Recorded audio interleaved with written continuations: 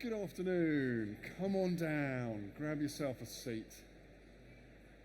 Welcome along, thank you very much for waiting. This is the last presentation that IMRG have done over these 2 days at eCommerce Expo. It is the 10th one. Anyone been to one of those other 9? Yes. Oh, super fans at the back. Well done, thank you very much. So the final presentation is all about market growth. What's been going on this year? Should you have been strategizing for growth? Were you silly to expect growth this year? We will tell you. In case you weren't one of those people that put up your hand and knew who IMRG are already, we are the UK's e-commerce association, and we exist to give retailers market data. So the way it works is we have a panel of retailers. Here are some of their logos. There's about 200 of them in total. Every single week, they give us their website sales figures. Quite sensitive information. They will tell us how much money they've made, how many orders they had, the traffic that came to their website, and they break it all out by all the product categories that they sell in. Loads and loads of juicy data that comes through. We then add it all up to say collectively, how have that panel performed? And the idea is that panel is representative enough of the wider market to give you a good steer about what the industry's been doing. If you were to add up all of the sales that these retailers earned over the last year, online it represents about £26 billion spent in the UK with your hard-earned pounds. So, let's take a look at how they have collectively performed, see what the industry has actually done over the past couple of years. So, we're going to start at the beginning of last year, January 2022, and we're looking at year-on-year growth. So if you totaled up every single person in that panel, all the retailers, did they make more money that month or less money than the year before? So the y-axis is the year-on-year growth, and then you've got the timeline across the middle. So to start with, that great big trough that you see at the beginning, across the start of the year, the January, February, March period, the reason that is so low is because it's being compared against the sales figures from January, February, March in 2021. If you cast your mind back to January 2021, we were still in silly pandemic times, when the high street was closed for quite a lot of it. And whenever the high street was closed, online was the only game in town. So the sales figures were massive. Hence, why 12 months later, the performance was quite low. But as we came into the March and April period, COVID annualizations disappeared. We were no longer being compared against closed shops. And we all thought, yay, we're going to get back to positive growth again. It's going to be fantastic. But what happened? Cost of living. Bang on time when we all thought growth was going to come back. Inflation rates went up, interest rates went up, cost of living kicked in. And ever since, the industry has been petering around negative growth of -3, -4, -5% each and every month. Until August throws a banger out the door and we just get the first bit of positive growth that we've had in well over a year. Year to date, if you were to total up all the money that has been spent between January and end of August this year and compare it to January, end of August last year, we are down 2.3% as a country. So online retail is ever so slightly down. September, by the way, sneak peek behind the curtain, first couple of weeks of September have been rubbish, really not very good at all. So it might be a case that August is a flash in the pan, or it could recover, you never know. But we can break it out by different product category, and overall we've got somewhere around 30 different categories that we track. Here are the big 5 that we've got, kind of clothing, health and beauty, home and garden. The interesting thing to learn from this slide is that yellow line is very interesting. This year, clothing, which is the yellow line, that's had a really bad year. The weather has not been kind. Summer didn't really turn up in force for any long period at all. July and August were rubbish. So what that meant is retailers had all of their spring-summer collections ready to sell. They had shorts and flip-flops and lovely skirts, but it was raining outside and nobody wanted to buy it. That means there's loads of excess stock left over, so don't be surprised if you see a load of sales and Black Friday goes bananas, because there's lots of excess stock and low performance has happened in clothing. Health and beauty is one of the outstanding performers that has done very well this year. If you work out year to date what all the categories look like, here is your current standing position. Gifts, by the way, has had a shocker of a year. Makes sense. During a cost of living period where people are kind of tightening the wallets, not looking to spend too much, gifting gets axed first. And interestingly, we actually dug into the gifting data to work out what sort of gifting retailer was doing well and who wasn't. If you broke it out by the gifting specialists, the guys that just sell gifts, and if you broke it out to the gifting companies that also happen to sell other stuff, like a department store perhaps, it's these guys, the department stores, that are doing quite well. But the dedicated gift people, the ones you have to make the special trip to, the individual kind of visit to their site, as opposed to also buying something else from the department store, this lot are suffering. We're not making the gifting world very happy, people. We need to get nice and share our love and give some more gifts. But here are some other categories as well. This is probably worth a quick snap, if you will. Take it back to your office. This is lots of detail, lots of product categories that will give you a hint as to what to compare yourself against. Has it been good or has it been bad?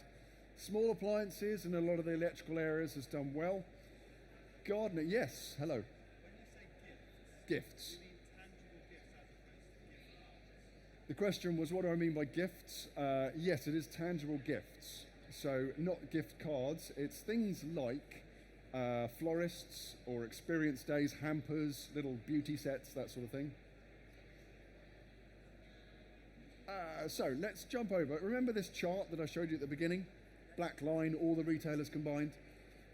We can break that out by the type of retailer, or we call it market tier. And there are 3 tiers. So you've got budget retailers. That is typically someone like a TK Maxx or a New Look, perhaps, a little bit lower end on the price point. Mid-market is somebody like Marks and Spencer's or Boots, straight down the middle. And then you've got premium, which is somebody like the White Company or Ted Baker, just a little bit more expensive. If you added up the sales performance of all those retailers, this is what it looks like. And we've purposefully started this chart at the beginning of January 2022. So you can see, before the cost of living crisis kicked in, the yellow line, which is the budget retailers, was at the bottom. They were doing the worst out of the 3. But as soon as the cost of living crisis kicks in, the growth rate of how much money these retailers are earning in the budget starts to pick up, and it's got better and better and better as time has gone on. So really it is a good time to be selling cheaper stuff as we all start to shift our preferences over away from the mid-market and down towards the cheaper end. That's one way to slice the data. What we can also do is split it by whether that retailer happens to be multi-channel or online only. So same idea. Multi-channel is someone that also happens to have physical shops, like a Marks and Spencer's or a John Lewis or a Boots or a New Look in our data. Pure play, online only, like an ASOS perhaps. And it's really interesting. Since the pandemic, surprisingly, it's those multi-channel retailers that have really kicked back in, and their growth rate is far significant in comparison to what the online only guys are. I've got my positives and negatives the wrong way around there. Online only should be negative, multi-channel should be positive. Now, something that we thought would be interesting to share with you is what was expected for this year. So I imagine back at the start of this year, you were probably doing some kind of forecasting to go, how should we expect this business to perform over the following 12 months? We asked retailers to tell us exactly what they were thinking. So at IMRG, we have access to loads and loads and loads of retailers, and we sent out a survey and said, can you tell us the growth that you are predicting for 2020-23. And we gave them some brackets. So we said, are you expecting 25% or more year-on-year growth? That would be quite punchy. Or were you expecting something really worse and less than 25%, and all the bits in the middle? From, I think we had 90 retailers or something respond to this. This is what they all thought. Somewhere between 0 and 10% is what the average retailer was telling us, pretty much. But as you just saw, that was a little bit too optimistic. Most of the retailers were just below that. On the 0 to minus 10% is where most of them actually ended up being. So, what we also thought would be useful is to take a little look at that between what their forecast they told us they were going to get, i.e. their response to this, and then what they actually did. So we pulled out about 60 retailers from that sample, and something I'm going to show you to start with, 4 retailers there who were the most pessimistic of the lot. Each of those green lines shows you what they had forecast their growth to be, and they were the lowest of the low. They all said, sorry, we're going to do something between minus 10 and minus 25%. We're going to put a blue line alongside to how they actually did. Oh dear. They did even worse than they thought they were going to do. And if you show the next batch of pessimistic people, again reporting something kind of between 0 and minus 10, they either did that or worse, apart from this one retailer who would have been really nice and surprised, and actually they did it pretty well. If you add in everybody, there's quite a disparity. And don't worry, there's a lot of information on there. I will distill it down into a lovely, easy to understand chart, which is the original one, showing you what they said they were going to get and what they actually did. The outcome is that anyone that said they were going to do rubbish did the same or even worse. And it was only the people who said they were going to do really well that actually did even better. The guys right at the top who said we were going to get 25% or more, a few more people actually managed to do it. So unfortunately, unless you're right at the top of the class, you're just getting pushed down, which is unfortunate. So with that in mind, we said to retailers, great, this is the growth you're expecting. What are you going to be doing this year to actually achieve that growth? And we gave them a list of topics, type of things that you would typically pursue in order to try and get some kind of growth.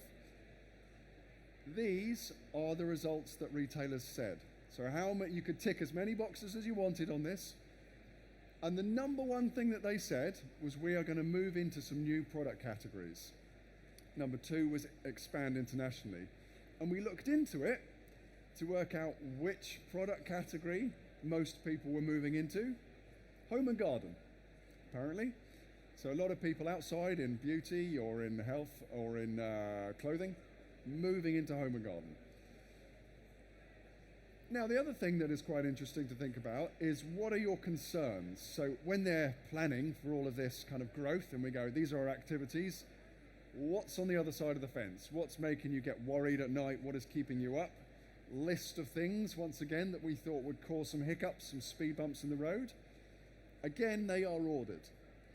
So the number one thing is that cost of living crisis. Just like you saw on those early charts, it is that line in the sand as where people's wallets were starting to get pinched, and rightly so. The retailers were correct. That has been the biggest thing that's caused the problem for growth this year. And next, and finally, the thing that we wanted to do is bear in mind that all of a sudden, the market is turbulent, it's going to be pretty difficult. What things have you suddenly pushed up the priority list? We wanted to know what sort of activities are making you go, yeah, that's got to be our number one now. This is it. We basically said, rank all of these options from 1 to 10. If it's a 10, it gets the most priority. If it's a 1, it gets the lowest. We added up all of the scores. This then shows you where the industry's priority has been. Now, unsurprisingly, over half of all those retailers are focusing on existing customers or new customer acquisition, which I find kind of interesting, because acquiring new customers is expensive, and yet getting more out of those existing customers is actually quite a beneficial thing. If you turned up to one of our earlier shows, we would have showed you the money that you can get out of those existing customers is massive in comparison to the new ones, but the focus was still on new. And notably, a little word for reducing returns. This quite surprised me. I thought that would be higher up the list anyway.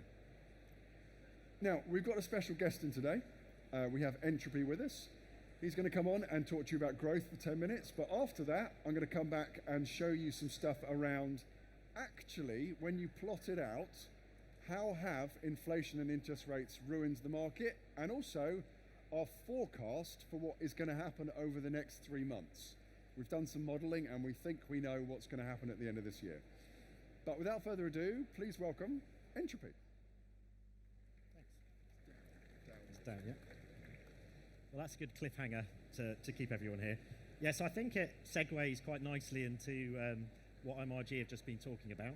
But I'm going to talk to you about, in terms of trying to understand how you can grow optimally, how you need to be adapting to a new form of measurement and what measurement frameworks you can adopt to achieve that. So just to introduce ourselves very briefly, we're basically a mix of sort of client-side agency and data science people that partner with brands to help them grow. I clicked past my bit here, I think. Oh, it's come out. And we cover 3 areas. So we cover e-commerce consultancy, marketing consultancy, and omnichannel measurement. And I'm going to be talking to you about measurement, obviously, as I said, just in the short time that I've got. And actually, to introduce myself as well, like a lot of us have a client-side background at Entropy. I used to run all of Unilever's media and digital activity before starting Entropy, and I've done various e-commerce and omnichannel roles before that too. And we've been kind of involved in the last couple of years since starting Entropy, really trying to solve various modern measurement challenges. And we've done a lot of work on digital measurement. So we've done a lot of work with ISBA, the advertiser trade body, around various different ways that advertisers can get the most out of their budget. But actually I'm going to touch on actually how, with attribution, you need to be very holistic in terms of how you're approaching measurement, which is why actually some of the work we've been doing with non-digital channels is quite relevant to this too. So we've sort of partnered with and led the development of a new way of measuring out-of-home media that's been adopted by the industry with ISBA and Outsmart, the out-of-home trade body, and we did something similar with radio the year before that. Anyhow, enough about us. So I think sometimes when you think about measurement, actually let me just get a sense of like who's here as well. So how many people use econometrics or marketing mix modeling or MMM? It's all the same thing, just called different things. If you put your hand up, how many people? So you've got 2, 1.5, 2 in the room. And how many people use predominantly last click or Google Analytics? So if you're using Google Analytics, you're pretty much using last click. If you raise your hand. So I think, probably a big chunk of the room, probably 2/3 of the room using last click. There's nothing wrong with that, but I could almost ask how many people are having an absolute nightmare with the GA4 transition. If you put your hands up. There we go, it's the same people putting their hands up, because it's a bit of a mess, isn't it? And actually that's what we're seeing at the moment. There's kind of a number of forces at play that are forcing everyone to really reappraise how they're measuring things. And sometimes you can get a bit myopic, I think, when you think about digital measurement. And what we recommend is actually is in a quite an objective way, just taking a step back and thinking about what the problems are you're trying to solve. So for example, people often want to think about, when you're putting a measurement framework together, how do I hit my targets? What's the return on investment of my media? How do I optimize the channel mix for the best performance? How do I hit my sales target for the next year, for example? And we talked about GA4. Some of the reasons GA4 and Google generally with Google Analytics is in a bit of a tailspin is because of various forces at play at the moment. So if you went back a couple of years, there was a sort of a dream, I think, around digital attribution, that everything was going to be tied together and you'd have a brilliant sort of customer journey and you could understand exactly what your customers were doing and you could optimize everything around that. If you think of some of the trends that we're seeing, we've had sort of privacy laws, meaning that that's increasingly not happening, and that's one of the drivers behind GA4 obviously being introduced. And you've got cookies being phased out, you've got Apple iOS changes, reducing the amount of data, and basically you can't do digital attribution in the way that you used to be able to. And if anyone stands up here, and you've seen anyone, which you probably have during the course of the last day and today, and they say they've got the silver bullet for measurement for their product or service, then they're not really telling you the truth, is our view. I think these days what you need is a combination of approaches. So actually having platform solutions like GA and actually using Meta and Google's platforms to do in-flight optimization is something you need to do, undoubtedly. But increasingly you need, I think best practice is to have a structured approach to testing and experimentation, and to complement that with what I'm going to focus on today, which is like a statistical form of attribution, MMM or marketing mix modeling, which as I said is also called econometrics, if you come across that term. And one of the benefits to it is that it doesn't rely on PII, it doesn't rely on cookies. It's basically a statistical technique, uses a technique called regression analysis, so it kind of bypasses the crumbling cookie and issues presented by that. It will get you past last click because you're looking at all of your business drivers, and I'll talk about what those are in a minute, on a like-for-like basis, so an apples for apples comparison. You can measure also omnichannel as well. It's a key topic always for IMRG, but you can measure the impact. Obviously you can't do that in Google Analytics unless you've got some incredibly sophisticated setup. You can measure the impact of your investments on the retail environment too. So really a very sort of interesting sort of methodology to put into the mix. And actually in terms of those business drivers, like if you really think about anyone that owns a business, if you take a step back, you want to know, when we talk to brands time and time again, you want to know actually what is driving your business. So econometricians call it business drivers as a term, but it allows you to see things like the impact of your media investments, but also allows you to see things like, really interesting things like the effect of pricing and promotion on your growth, your product, what your competitors are doing. For various categories, the weather is incredibly important. Brand equity, you can do what's called nested models and see the impact of brand as well. So, you know, putting all that together means that you can basically do two things, just to simplify it. It's good to keep these things simple. You can basically prove what's driving your business in a number of ways that we talked about. One I didn't talk about was diminishing returns. So if all of the people using Google Analytics and using last click, I'm sure you've all got to a place where you put more and more money into digital channels, and eventually you start seeing what media people call diminishing returns, so reducing profit with the amount that you're putting in. It helps you break free of that by looking at where the next best pound is to spend on the next best channel. But it also helps you, as well as proving what's driving your business, also helps improve your investments as well. So it helps you think about where to put your money from a budget setting point of view, what the right channel mix is, and what the right phasing and flighting is, as media planners call it. And so for those who have heard of econometrics and marketing mix modeling before, sometimes people have a bit of a bad association with it, because it's basically come from a place where it's been really expensive and actually really slow, to be honest. It's been around for decades, it's adopted by the big FMCGs, but really would cost a lot of money, and it would take like about 4 months to get it going. The future of it all, and something we've been working heavily on, is actually making it a lot more suited to sort of digital and e-commerce focused business, so much more in tune with the rhythms of business planning.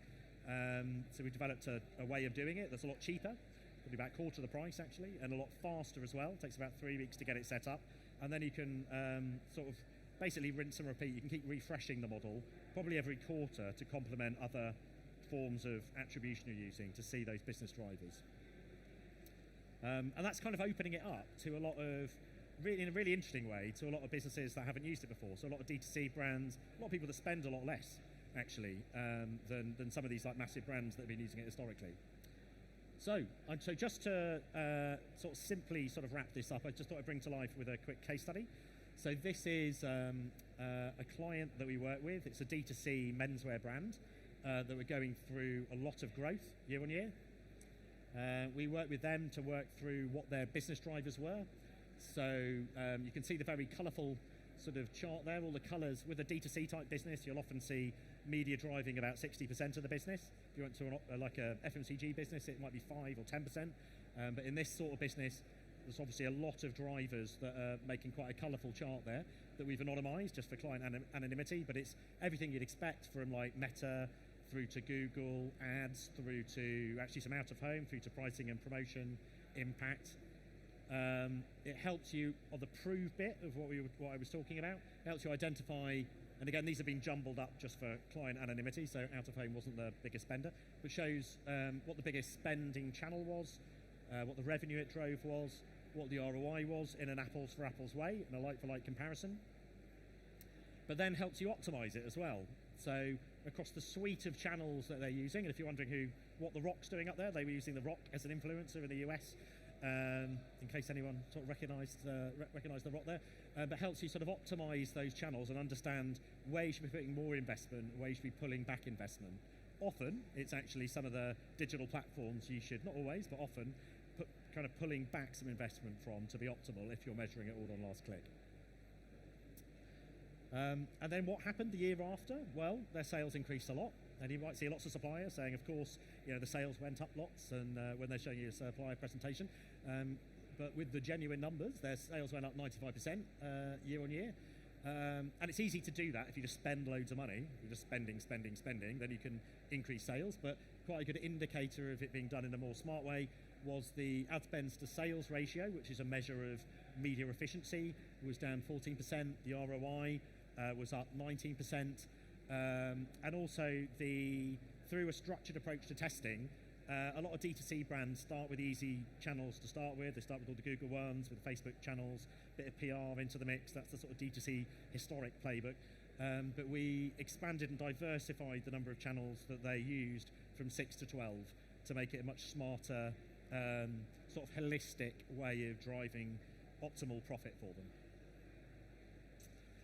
So yeah, in summary, it's just getting more expensive and a bit more complicated to manage potentially measurement, and definitely the GA4 rollout isn't helping and is creating quite a lot of confusion in the market. But using a tool like econometrics across whoever you use, across your other forms of measurement, is just a very good way of optimizing the amount of profit, basically top and bottom line growth you can drive for your business.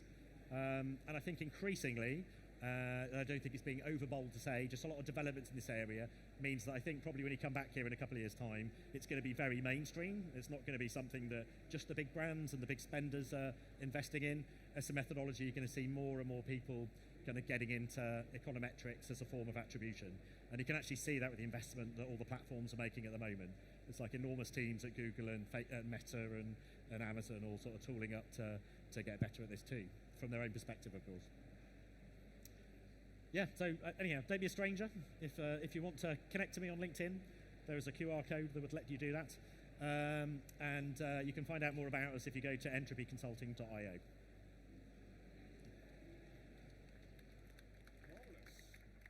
Cheers. Thank you very much, Alex. Thank you, Entropy. There we go. Okay, ladies and gentlemen, we are on the final furlong, the last bit of the 10th presentation that we have done, and is it a good finish? Yeah, we'll call it a good finish. We'll keep you in your seats. What we're going to show you is some good old economics data now. So let's take a little look. What you've got here is the online retail market growth, everybody in our panel, since 2019. And that's the blue line that's done this. That great big spike that you see at the start, that is the week where Black Friday is being compared against a non-Black Friday week the year before. Black Friday sometimes jumps around in the calendar. Sometimes it's week 3, sometimes it's week 4 in November. Just so happened that year it was a good one and it's slightly offset. So don't get confused. After that, you can see e-commerce shoot right up. So here, this is when the pandemic happened. E-commerce was massive, it did really well.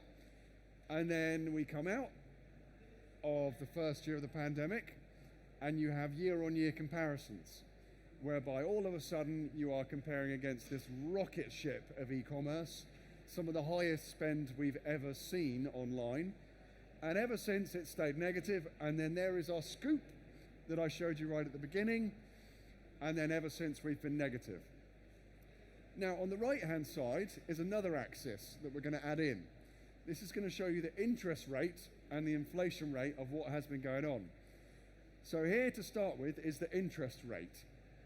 So during the pandemic, you can see that good old interest rates were rock bottom, 0.5% for most of it, really low.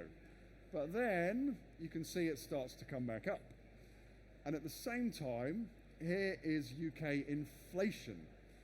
It did actually start to go up before interest rates did. Coming out of COVID, prices of things started to go up.